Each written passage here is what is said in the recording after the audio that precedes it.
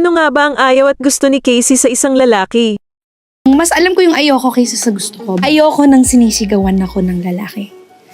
Ayoko na, na parang mape-pressure ka na, yung parang sakal ka, ganun. Ayoko ng ganun. What I like is somebody siguro na very positive, Good vibes. good vibes. Gusto ko yung natatawa ako, happy. Not comedian naman na joker, clown. Gusto ko yung, of course, matalino. Of course, yung kaya niya yung sarili niya, somehow may career siya. Because ganun din po ako. Gusto ko nung may disiplina na may trabaho, may ina-achieve everyday. And of course, yung happy connection namin. Yung kapag nakita mo yung phone mo na siya, Kikiligin ka na. magsasmile ka.